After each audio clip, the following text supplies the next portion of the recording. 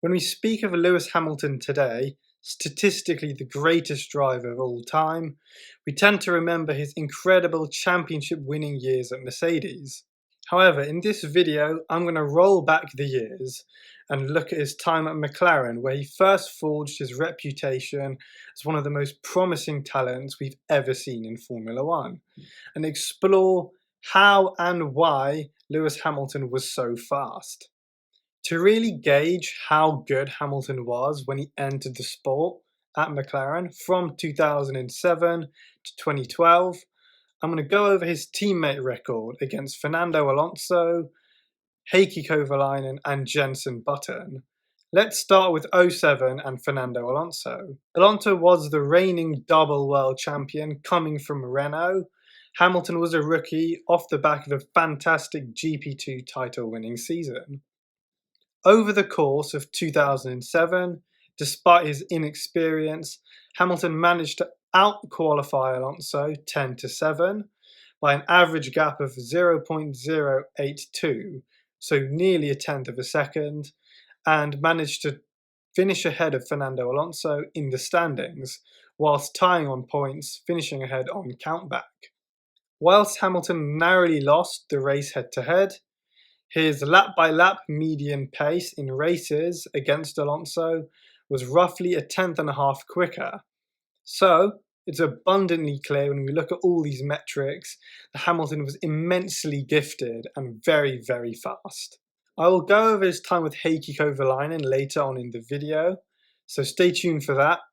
But I'm going to gloss over quickly his time with Jensen Button from 2010 to 2012, as for me that's quite important, especially as we look at how Hamilton's career progressed after that. Faced Jensen Button for 3 seasons, and on screen now is a head-to-head summary of their battle at McLaren. See, Hamilton won the race head-to-head 29-13. He comprehensively outqualified Jensen 44-14 and was roughly 3.5 tenths quicker per qualifying session.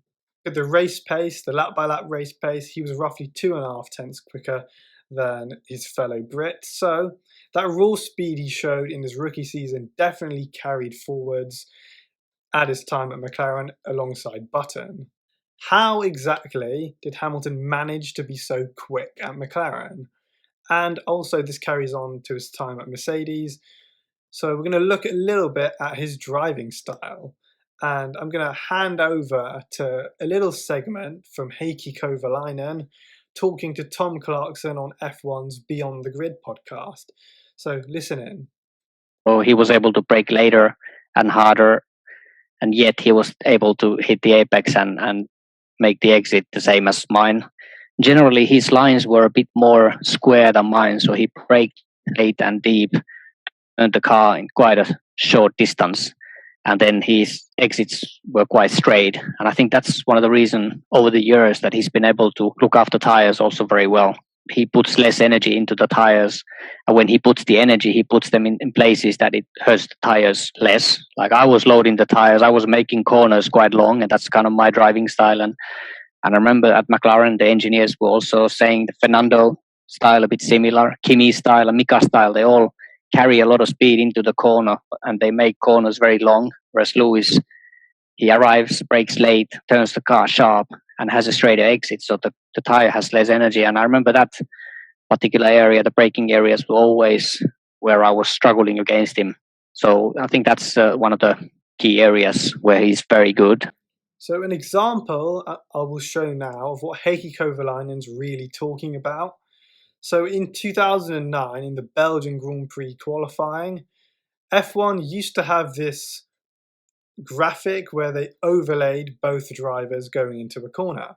I wish they kept it in F1. It's a really, really cool feature. And I will demonstrate an example of his driving style right here. As we can see, Lewis and Heikki are equal on the straight going into the braking zone. They both hit the brakes. Hamilton nudges ahead by braking that little bit later, as we can see here. Key point here is that despite braking later, Hamilton still manages to turn in much later and clip the apex of the corner. So he brakes later without missing the apex.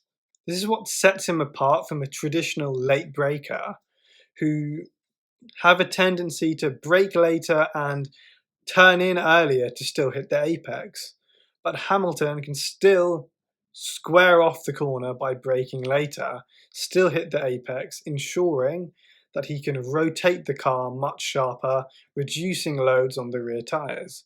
This means he's better prepared for the next corner coming up or the upcoming straight, and he can carry more speed into the next section of the track, increasing his delta to whatever car is being compared to. So he's gaining lap time all around the corner, which is what made him so quick. The sequence of corners is complete. It's the Lecombe chicane in Spa. Hamilton's gained 2 car lengths roughly on Kovalainen since the mid part of the Kemmel straight before they hit the brakes.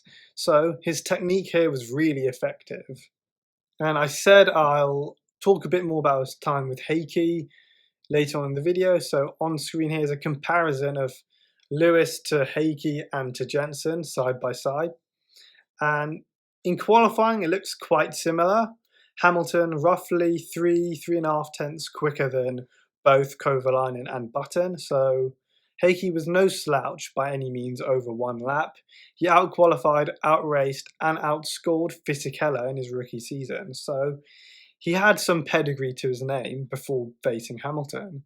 In the races, this teammate battle became very destructive. Hamilton finishing ahead 20-10 against Kovalainen, and in the race pace was roughly half a second quicker, so a massive margin there. I can't not talk about Hamilton's time at Mclaren without going over some of his standout moments and really what propelled him into the place we see right now. First off, we've got to say the 2008 World Championship. It was a fantastic season driven by Hamilton. I feel the Ferrari was a dominant car in 2008 when you just compare Hamilton and Massa as drivers. 13, 14 years on, that becomes abundantly clear, and Hamilton managed to win the championship in what was, to me, in hindsight, a far inferior McLaren. The next thing is his incredible victory in Silverstone in 2008. It was the first Grand Prix I ever attended, and that was absolutely incredible, the race of his life. In my opinion, it's still the best performance he's ever put on in a Formula One car. He won by 68 seconds, lapping everyone off the podium. An incredible drive, whereas his rivals Kimi and Felipe were spinning like tops all day. So, a phenomenal performance in the rain by Hamilton. And that was really the start of what's become a trademark of his, being incredibly fast and consistent in the rain. We've seen that many, many times over his career. So I guess it was a sign of things to come for sure from Lewis. He had another great performance in Monaco. It was quite similar conditions in the rain. He hit the barriers early on in the race. So in his first stop, he put all the fuel possible in the car and went really, really long, eventually overcutting Kubica and Massa. And he won the race comfortably. It was a fantastic performance in Monaco from Hamilton, as well as his win in Hungary in 2009. That was a very important race for McLaren and Hamilton. It was a tough year at the beginning, struggling with the car, miles off the pace, pretty much out in Q1, Q2 every week. But they turned it around at the midpoint in the season, and that win in Hungary really kick-started a fight back from Lewis and McLaren that year and going into 2010 as well. Another season which I put really high up in, if I were to rank all of his seasons in terms of performance, is 2012. But I think he was arguably the best driver that year. He didn't put a foot wrong and got the most pole positions in statistically the closest field in history. I genuinely believe McLaren cost him a shot at winning a second world title at the time. He was winning many races from the lead only for something to go wrong, whereas a pit stop, engine failure. He lost many points through no fault of his own and arguably could have won the World Championship. I mean, here is stats from 2012 right now. You can see he finished 4th in the standings, could have been higher, but he comprehensively outraced and outqualified Button. He was 4.5 tenths quicker than JB, so a massive margin over 1 lap. It's around 2.5 tenths quicker over race pace, lap by lap race pace. Outraced him 10 times in their 15 two-car finishes, so completely dominated Button, who was still on good form in that time of his career, was coming off his best season in 2011, for me, in my opinion. Had a great year in 2013 as well, so I guess it just shows how good Hamilton was that season. The car was a little tricky to drive, and Hamilton got every millisecond of performance from it. Moves me on to what we see now from Lewis. All those incredible championships from Mercedes, all the experiences he had at McLaren have built him up into what we see now. Just an incredibly fast, formidable, consistent driver who many struggle to beat. We saw that in 2017, 2018 against Vettel and Ferrari. Nobody could beat him. In 2019 and 20, Bottas couldn't hold a candle to him. Against Nico Rosberg, he had the measure of Rosberg most of the time. Was unlucky not to win in 2016, but he was definitely that top dog at Mercedes the whole way through. And now against George Russell, after experimenting with the car early on, has finished ahead in 5-6 races in a row and looks set to beat him this year. So Hamilton's definitely got everything he had back then, plus more experience, wiser racecraft, and is the absolute complete package. So that's it for today's video on Lewis Hamilton and what made him so incredibly quick at McLaren. Hope you enjoyed it. If you did, please smash the like button and subscribe to the channel for more F1 content.